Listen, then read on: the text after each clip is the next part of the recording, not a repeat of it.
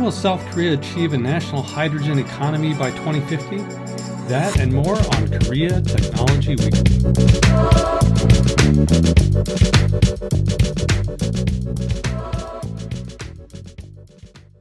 Hi, I'm your host, Dr. J.R. Reagan. In this episode, we'll be discussing South Korea's move to build a robust hydrogen network that will support the country's ambitious goal to achieve net zero emissions by 2050.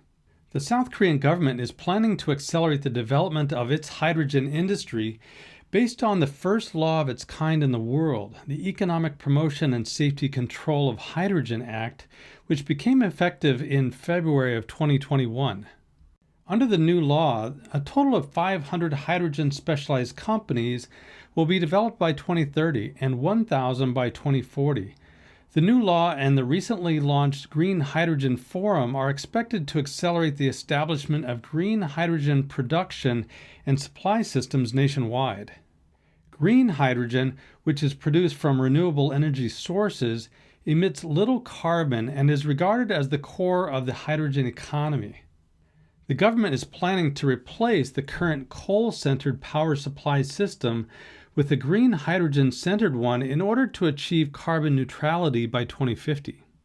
Under the government's action plans for 2050 carbon neutrality, Korea will shift its key energy supply source from fossil fuel to renewable energy. The government plans to nurture 3 new energy-related industries: renewable energy, renewable hydrogen, and energy information technology. These new energy-related industries will be advanced by securing next-generation technology such as extra-large turbines, floating-typed wind power, and virtual power plants. South Korea also plans to replace carbon content raw material with low-carbon and zero-carbon materials and shift to intelligent decarbonization procedures. It will nurture high value-added potential sectors in the green industry, such as electric vehicles and hydrogen vehicles, and boost circulation of resources by reusing waste and collecting energy. In the transportation sector, the government will also speed up shifting combustion engine vehicles to environmentally friendly vehicles, reducing overall carbon emissions on its roads. The government will also support a shift towards green energy for commercial vehicles like buses, taxis, and cargo trucks to help with the environment. But one of its biggest goals is aims to equip every household in South Korea, more than 20 million across the nation, with an EV or electric vehicle charging system. Under the plan, Korea will set up 2,000 hydrogen charging stations by utilizing public areas and gas stations. It will also enhance economic feasibility of environmentally friendly vehicles by developing a secondary battery and fuel cell technology market. It envisions hydrogen will be employed in 80% of energy sourcing in South Korea to achieve its zero carbon goal by 2050. But the biggest roadblock to date? Cost. Green hydrogen costs 2 to 4 times more than fossil fuel hydrogen. This is set to change by 2030 as net zero emissions policies, falling renewables costs, strong business activity in manufacturing, and efficiency gains could deliver up to 50% cost decline for green hydrogen by 2030.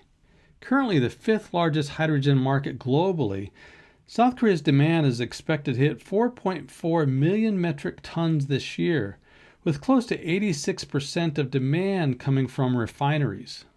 Desulfurization is the primary use case of hydrogen in refineries. Due to air quality concerns, refineries use hydrogen to remove sulfur and other impurities from gasoline and diesel. South Korea aims to expand hydrogen use across industry, heating, and mobility sectors. The production of FCVs, including exports, will increase 810,000 by 2022 and 6.2 million by 2040 from under 2,000 units today. The government plans to import hydrogen as well as produce it domestically. South Korea's solar and wind energy is also making strides in the power sector. The country is expected to come close to reaching its 20% renewables target by 2030. Today, it sources 7% of its power from renewables, including only 3% from wind and solar. 2/3 of power is supplied from gas and coal. While South Korea has lagged behind other countries in renewables deployments to date, declining costs and the New Green Deal initiative will help the country catch up in the next decade. It is expected over $46 billion will be invested in South Korea's renewables sector by 2030, quadrupling the share of wind and solar in generation to 13%. Another 6% will be sourced from biomass and other renewables, taking South Korea to 19%, just shy of its 20% target.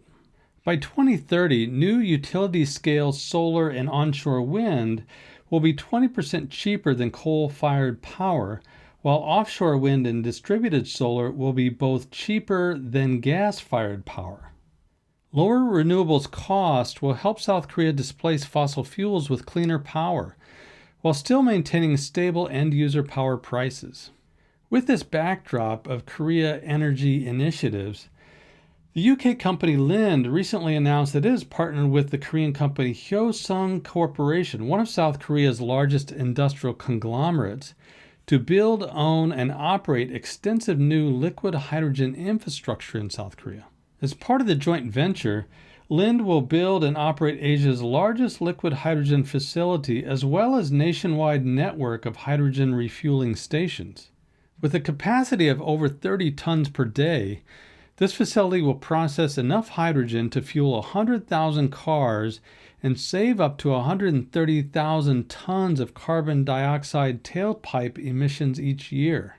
Based in the southern coastal city of Ulsan, South Korea, the plants will use Lind's proprietary hydrogen liquefaction technology, which is currently used to produce approximately half of the world's liquid hydrogen. The first phase of the project is expected to start operations in 2023.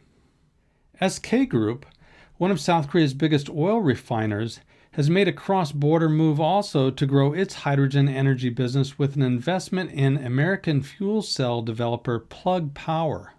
The South Korean conglomerate is set to purchase a 9.9% stake in U.S.-based Plug Power for roughly $1.5 billion, becoming its top shareholder. The deal shows SK starting to shift from fossil fuels to cleaner energy sources in line with growing international commitments to slash greenhouse gas emissions. Founded in 1997, Plug Power has a track record in building hydrogen fuel supply chains, including liquid hydrogen plants and hydrogen stations. It has delivered hydrogen-powered forklifts used in warehouses of Amazon.com and Walmart. SK Group's investment in Plug Power will let it tap into the U.S. economy's expertise in building hydrogen supply chains. This will help conglomerates build such infrastructure in South Korea, laying the groundwork for wider use of fuel cell vehicles.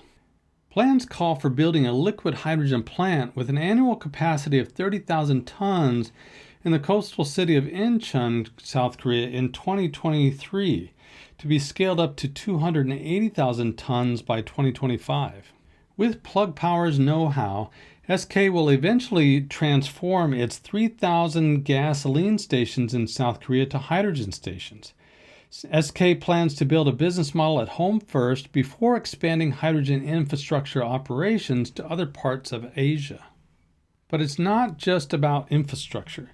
Transportation is another target of South Korea's ambitious hydrogen goals. Globally, South Korea recorded the largest number of sales in hydrogen-fueled automobiles in 2019. South Korea currently has the greatest number of hydrogen-powered vehicles on its roads. It has 4,194 vehicles compared to 2,089 vehicles in the U.S. and 644 in Japan. To meet demand, South Korea saw an increase from 14 to 34 hydrogen refueling stations in 2019. However, the number of stations in South Korea is still less than 112 hydrogen refueling stations in Japan and 70 in the U.S. At the forefront of the hydrogen transportation sector is the vehicle production at Hyundai Motors in South Korea. Hyundai has been developing core technologies for fuel cell electric vehicles, or FCEVs, since it produced its first prototype in 2001.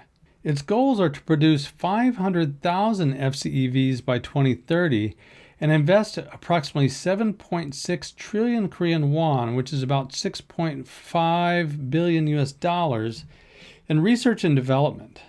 According to the company, it aims to produce approximately 1,100 FCEVs in 2020. South Korea intends to continue to expand its market share in FCEVs. The FCEV market and its subsidiaries are seen as an industry with major future growth by companies such as Hyundai, with significant potential for exports. In conjunction with the national objectives in South Korea to introduce electric cars and FCEVs and phase out internal combustion engine vehicles, it is expected that the South Korean FCEV-related companies will likely seek to acquire foreign companies with the necessary technology, alongside its continued research and development at home.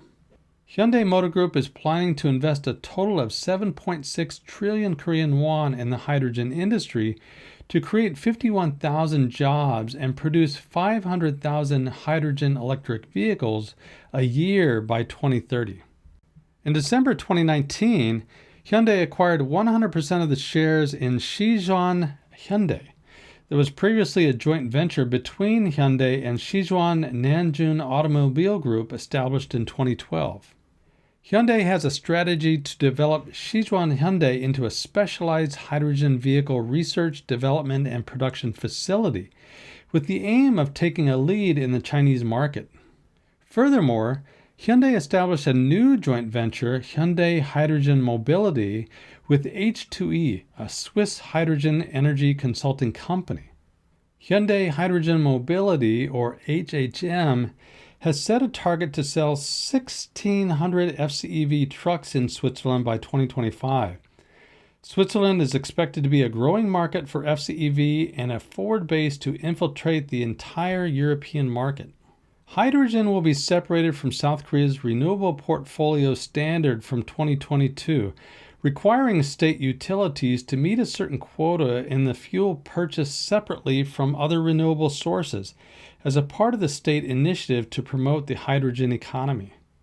South Korea has also announced plans to build 3 hydrogen-powered cities by 2022 to promote hydrogen energy in its society. The 3-year project is headed by the Ministry of Land, Infrastructure, and Transport. Related infrastructure such as 9.9 megawatt fuel cells, 670 hydrogen fuel cell electric passenger vehicles, and 30 hydrogen buses will be available in the planned cities. The government plans to transform 10% of the country's cities, counties, and towns into hydrogen-powered ones by 2030, and 30% of them into hydrogen ones by 2040, to gain a sizable share in the world's growing hydrogen markets. The capital city of Seoul, South Korea, has also begun promoting hydrogen-powered passenger cars and commercial vehicles in partnerships with Hyundai Motor Group and other related conglomerates, while increasing the number of hydrogen charging stations and offering government subsidies for the purchase of hydrogen cars. From setting up the biggest liquid hydrogen plant in the world to producing the carbon-free fuel as a byproduct, South Korea is fast implementing new technologies to expand the scope of hydrogen production as it bets on robust growth prospects, moves that might encourage other countries to follow suit. A national hydrogen economy is fast becoming a reality in Korea. That's all for this week's show. Follow me on Twitter or LinkedIn at Idea Explorer or my website ideaexplorer.com. Feel free to leave comments or suggestions about the show and tune in next week for more news and trends about Korea technology.